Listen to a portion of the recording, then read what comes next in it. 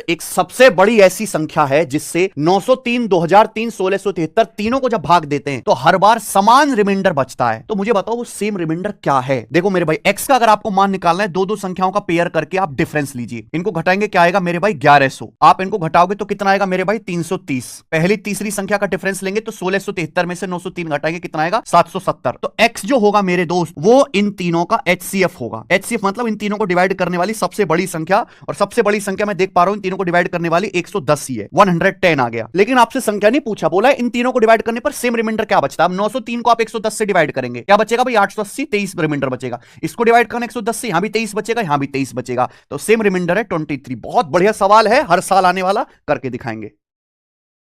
एक सबसे बड़ी ऐसी संख्या है जिससे 903, 2003, 1673 तीनों को जब भाग देते हैं तो हर बार समान रिमाइंडर बचता है। तो मुझे बताओ वो सेम रिमाइंडर क्या है। देखो मेरे भाई, x का अगर आपको मान निकालना है, दो संख्याओं का पेयर करके आप डिफरेंस लीजिए। इनको घटाएंगे, क्या आएगा मेरे भाई 1100। आप इनको घटाओगे तो कितना आएगा मेरे भाई 330। पहली तीसरी संख्या का डिफरेंस लेंगे तो 1673 में से 903 घटाएंगे, कितना आएगा 770। तो x जो होगा मेरे दोस्त वो इन तीनों का HCF होगा। HCF मतलब इन तीनों को डिवाइड करने वाली सबसे बड़ी संख्या, और सबसे बड़ी संख्या मैं देख पा रहा हूं तीनों को डिवाइड करने वाली 110 ही है, 110 आ गया। लेकिन आपसे संख्या नहीं पूछा, बोला है इन तीनों को डिवाइड करने पर सेम रिमाइंडर क्या बचता है। अब 903 को आप 110 से डिवाइड करेंगे, क्या बचेगा भाई 880, 23 रिमाइंडर बचेगा। इसको डिवाइड करना 110 से, यहां भी 23 बचेगा, यहां भी 23 बचेगा, तो सेम रिमाइंडर है 23। बहुत बढ़िया सवाल है, हर साल आने वाला, करके दिखाएंगे।